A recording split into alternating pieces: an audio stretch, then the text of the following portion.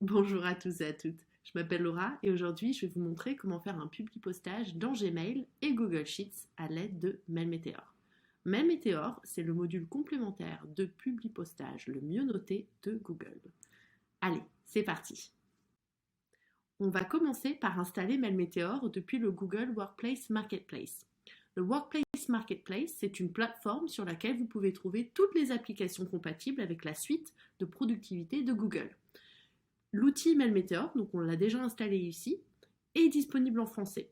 Il va s'intégrer à Gmail et à Google Sheets pour pouvoir vous aider à envoyer des emails personnalisés en masse.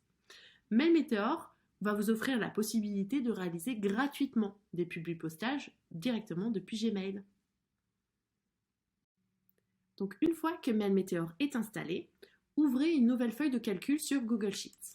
Cette feuille de calcul sera l'endroit où vous pourrez stocker vos contacts et suivre les performances de votre campagne.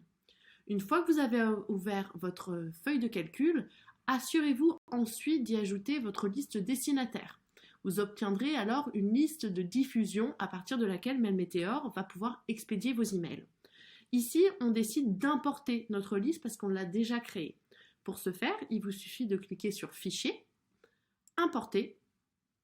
Je choisis ma liste de contacts ici, je la sélectionne, j'importe les données, ça charge et je peux ouvrir ma feuille. Sur la première ligne, ajoutez les en-têtes de chaque colonne. Donc ici, par exemple, on a prénom et nom, email et entreprise.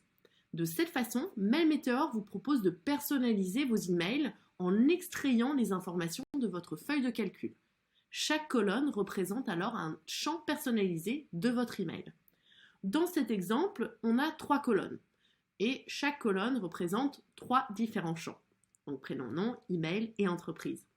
Vous pouvez ajouter autant de colonnes que vous souhaitez et aussi choisir le nom d'en-tête. Assurez-vous simplement d'avoir une colonne nommée email dans laquelle vous insérez les adresses email. Ok.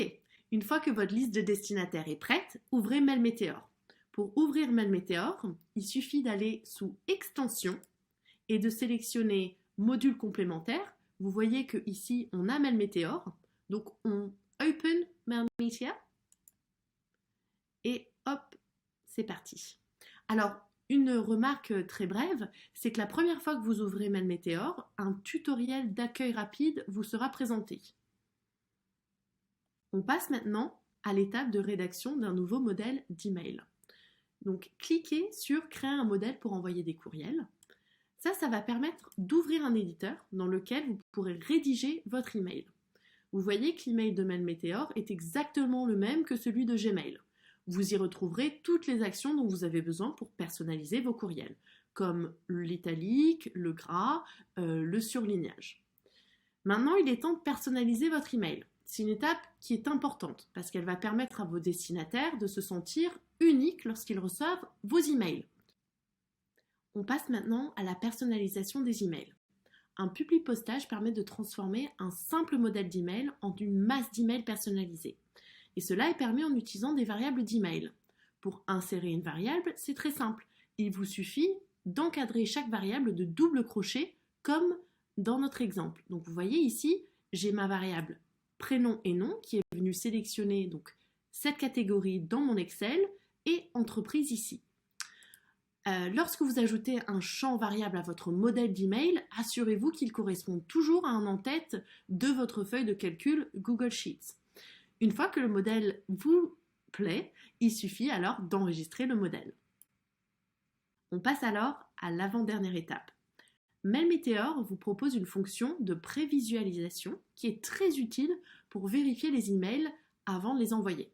Donc le mode de prévisualisation vous donne un aperçu du rendu final de votre courriel une fois personnalisé pour chaque destinataire. Pour ce faire, il vous suffit de cliquer sur Aperçu des courriels. Donc ça va me permettre de voir mon email avec les variables qui sont bien remplies. Donc vous voyez que Sally va recevoir Bonjour Sally Michel et le nom de son entreprise. Vous pouvez aussi vous envoyer un email de test en cliquant Recevoir un courrier de test. C'est d'ailleurs recommandé de tester vos emails sur plusieurs appareils. Ça va vous permettre de vous assurer que vos emails s'affichent concrètement en toute situation. Ça y est, on arrive à la dernière étape. C'est le moment d'envoyer votre campagne de mail merge avec Gmail. Pour ce faire, vous pouvez cliquer sur le bouton Envoyer des courriels. Vous pouvez aussi, si vous cliquez sur la flèche vers le bas, programmer l'envoi. Donc l'envoyer en décalé. L'envoi de votre campagne de publipostage peut être assez intimidant au début. Mais ne vous inquiétez pas, si vous suivez toutes les étapes qu'on a vues ensemble, il n'y a pas de raison que ça ne se passe pas bien. Vous êtes maintenant prêt à effectuer un publipostage d'email avec la messagerie de Google en utilisant un modèle complémentaire tel que MailMeteor. J'espère que ce tuto vous a plu. Vous pouvez trouver d'autres tutos Gmail dans le lien qui est valable dans la description. On espère vous revoir très vite. Au revoir.